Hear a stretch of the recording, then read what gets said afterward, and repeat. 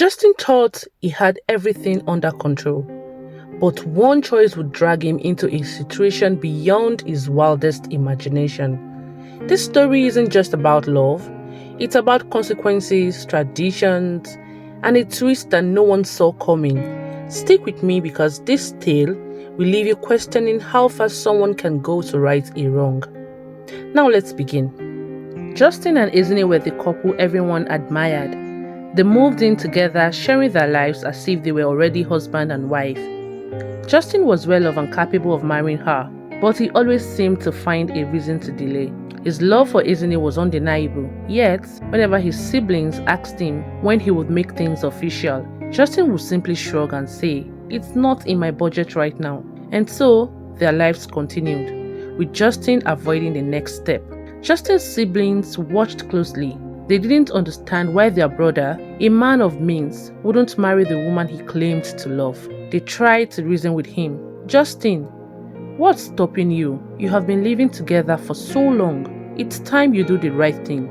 But Justin always had a way of brushing it off. "We're fine the way we are," he would say, leaving his family frustrated. Deep down, Justin had his own concerns. Rumors about Ezinne being an ogbanje, but he kept those worries to himself.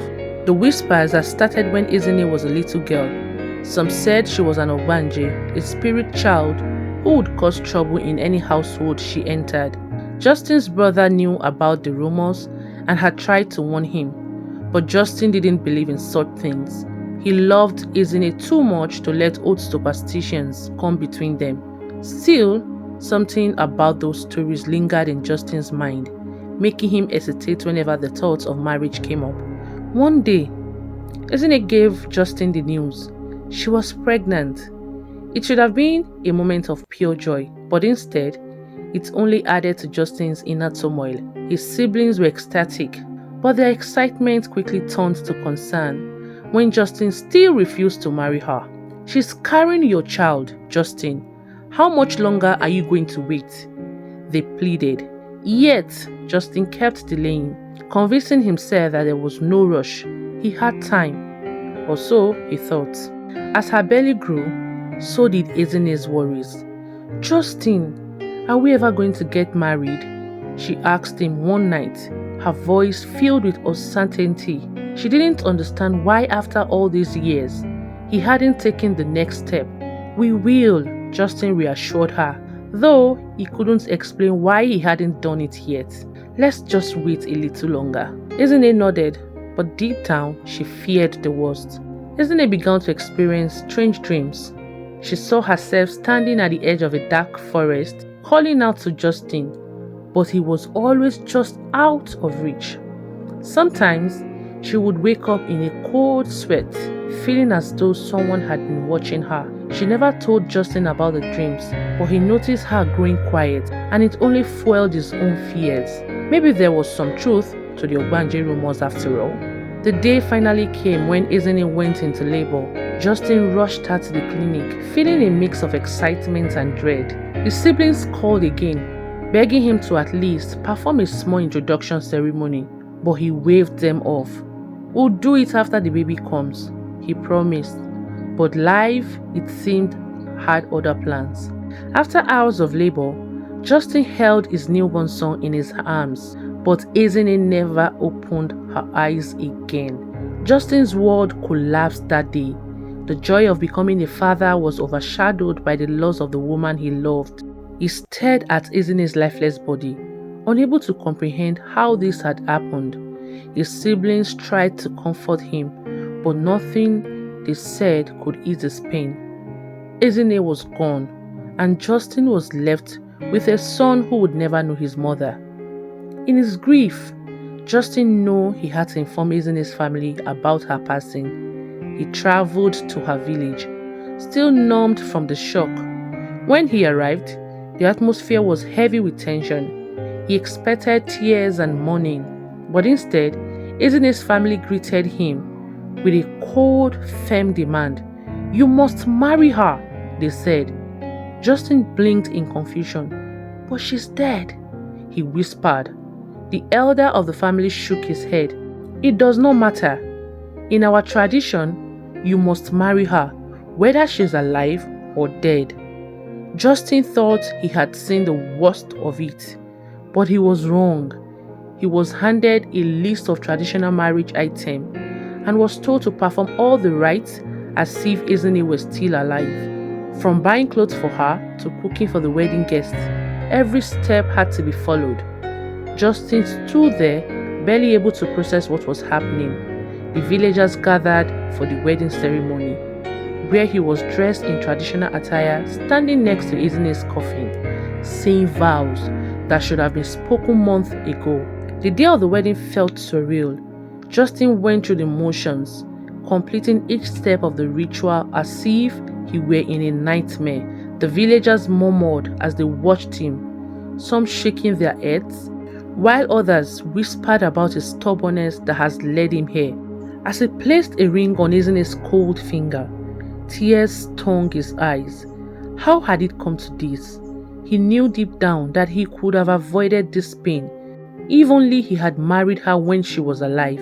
But now it was too late. After the ceremony, Justin returned home carrying the weight of his grief and something else. Ezinne's family had insisted that he take their baby boy with him. It was his child after all, and his responsibility now. But Justin, consumed by the loss, could hardly look at the child without feeling the sharp stab of guilt. His siblings tried to help, offering to take care of the baby, but Justin refused. "He is mine," he would say, though he did little to care for the child. As the days passed, Justin learned more about Ezinne's village and their deep-rooted beliefs. The tradition of marrying the dead was not just a formality. It was tied to the village beliefs in appeasing the spirit of the departed. The elders explained that if he had refused to marry her corpse, Ezinne's spirit would have haunted him for the rest of his life. "She would not rest until you made things right," they warned. Though Justin didn't know if he believed in such things, a part of him felt like he was already being haunted by his own conscience. Every night, Justin dreamed of Ezinne. In his dreams, she would appear, sometimes smiling, sometimes weeping. She would ask him, "Why didn't you marry me when you had a chance?" No matter how much he tried to explain, she would vanish, leaving him with an overwhelming sense of loss. The house, once filled with love and laughter, now felt empty, cold. The baby's cries echoed in the silent rooms, but Justin was too consumed by his own grief to respond. The village began to talk.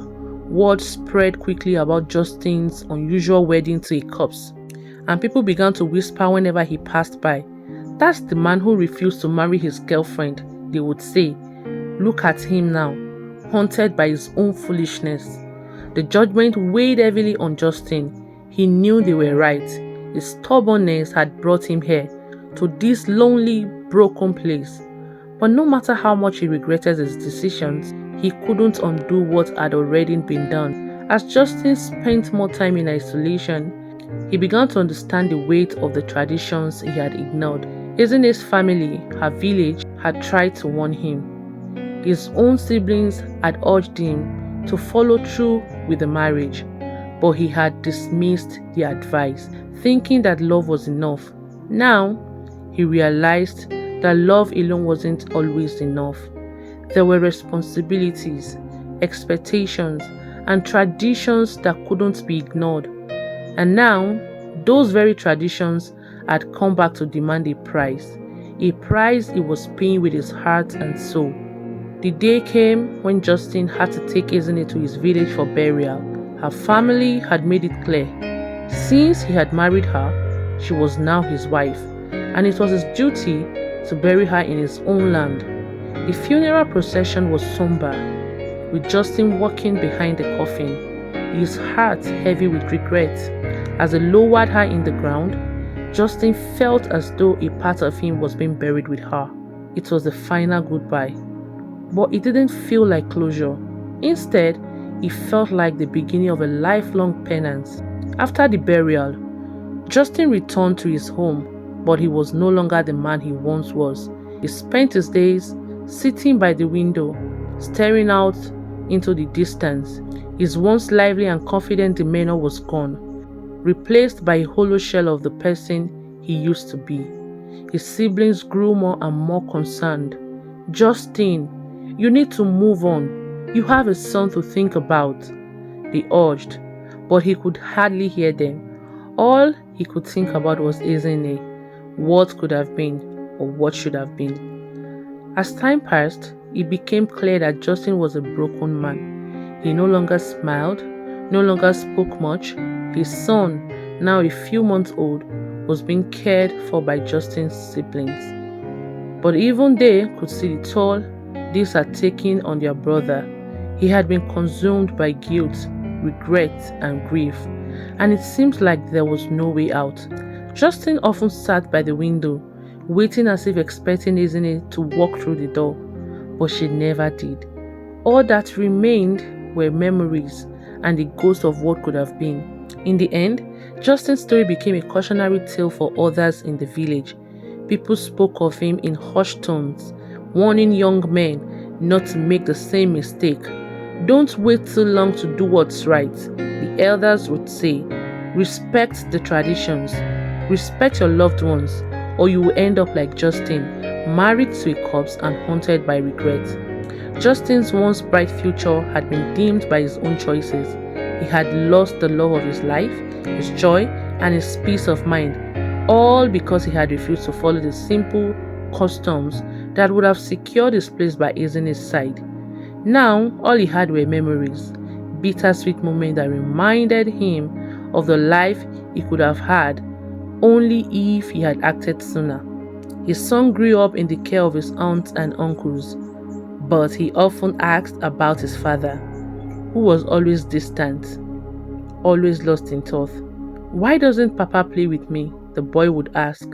The family would exchange sad glances, unsure of how to explain that his father was a man trapped in the past, unable to move forward.